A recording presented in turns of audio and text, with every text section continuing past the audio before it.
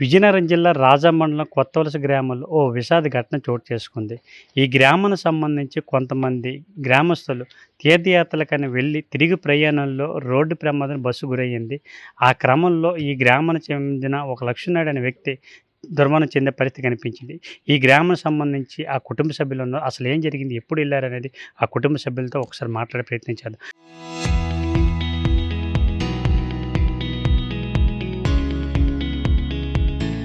అమ్మ చెప్పండి, ఈ గ్రామం ఎప్పుడు బయలుదేరెళ్లారు? ఎవరు చనిపోయారు? అసలు మీకేమైనా ఫోనొచ్చింది? మాది కొత్త వలస గ్రామం అండి.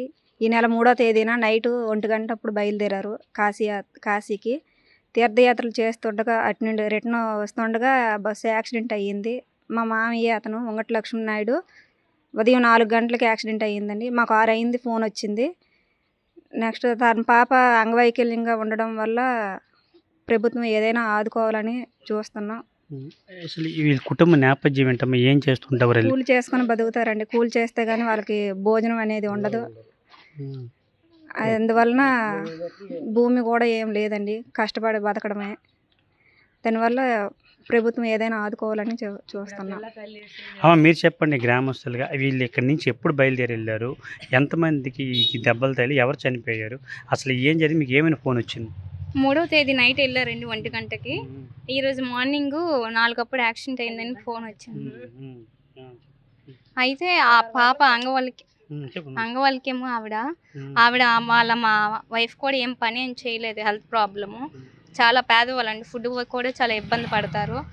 ప్రభుత్వం ఏమైనా ఆదుకొని వీళ్ళకి హెల్ప్ చేస్తారని కోరుకుంటున్నాను. అసలు వీళ్ళు ఎక్కడికైనా బయలుదేరి వెళ్ళారు? కాశీ అనేసి వెళ్ళారు. దర్శనం అయ్యిందంటారా?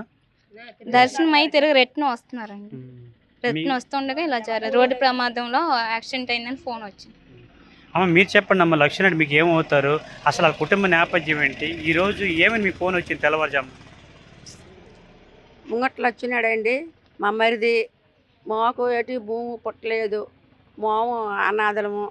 మా మరిది కూతురికి వంగి పనికిరాదు, ఇకలంగి, ఏం పని చేయలేదు. మాము ఆ పిల్లకి పని చెయ్యాలా, మరి మాకు సెంటు భూమి లేదు. కూలి వల్లే మేము బతకాల. కూలి రోజు కూలికి వెళ్తే రెక్కలాడితే డొక్కలు పడతాయి, లేకపోతే లేదు. ఈ సందర్భంగా మీరు ఏదో మాకు గవర్నమెంట్ మాకు సాయం చేస్తే మాకు కొద్దిగా సాయం చేస్తే బాగుంది. ఏం జరిగింది? ఏమని మీకు ఫోన్ వచ్చింది? మాకు యాక్సిడెంట్ అయ్యింది, బస్సు గుద్దిసింది, యాక్సిడెంట్ అయ్యింది. ఇలా పలాంట్లోనూ మీ మరిది బాగులేదు, చచ్చిపోండి అని అనుకుంటూ మాకైతే మా ఊరు పెద్ద మనుషులు అందరూ వెళ్ళారు. చెప్పండి పెద్ద అయినా, మీ గ్రామంలో ఎప్పటి నుంచి బయలుదేరి వెళ్ళారు ఈ గ్రామస్తులు అంతా? అసలు ఎక్కడికైనా బయలుదేరి వెళ్ళారు? దర్శనం చేసి వస్తుండే జరిగిందా? ఏమని మీకు ఫోన్ వచ్చింది? కాశీ 3వ తారీఖున బయలుదేరారండి. బయలుదేరి అట్నుంచి రిటర్న్లోనే ఇదైపోయారు. మా ఊరు అందరూ బస్సులు ఎప్పుడు ఇది చేస్తున్నారు. ఆ పిల్ల వికలాంగ పిల్ల గొప్ప, ఇద్దరు మనుషులు ఆ పిల్ల కింద సేవ చేస్తే కానీ ఇది కాదు. అలాంటి పిల్ల ఇప్పుడు ఆ తల్లికి కూడా ఇది బీపీ డౌన్ అయిపోతుంది. ఆ తల్లి కూడా బాగోలేదు. ఈ వచ్చినాడని ఎప్పుడు యాత్రలకు వెళ్ళి ఇలాగ రావడం, కూలీని వాళ్ళ డబ్బు రోజుకి ఎంత అని ఇస్తారు, ఆ డబ్బులకి తీరిపోతాడు.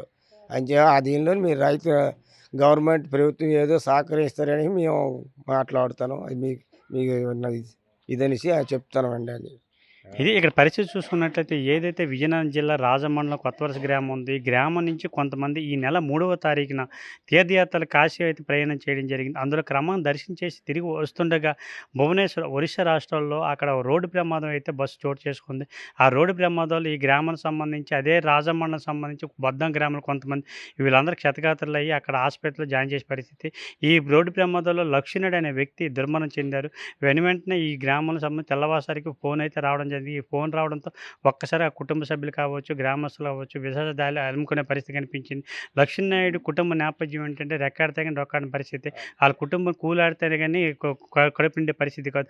అటువంటి క్రమంలో ఇంటికి పెద్ద దిక్కు అయితే కోల్పోవడంతో గ్రామస్తుల్లో, కుటుంబాలు అయితే మాత్రం బాగా విషాదాలు అలుముకున్నాయి. అంతేకాకుండా లక్ష్మీనాయుడికి ఏదైతే ఒక సంతానం అమ్మాయి అయినప్పటికీ ఆ అమ్మాయి వికలాంగురాలు, మంచం పట్టే ఉండే పరిస్థితి. అటువంటి భాగంలో ఇటువంటి పెద్ద దిక్కు కోల్పోవడంతో ఈ కుటుంబ సభ్యులు అయితే రోదన అయితే వర్ణాతీతం అని చెప్పుకోవచ్చు. ఈ విషయంపై అయితే ప్రభుత్వం స్పందించి ఆ కుటుంబం తగిన న్యాయం చేయాలని చెప్పేసి గ్రామస్తులు, కుటుంబ సభ్యులు కోరుకునే పరిస్థితి. రాజం మండలం కొత్తవలస గ్రామం నుంచి సురేష్, RTV.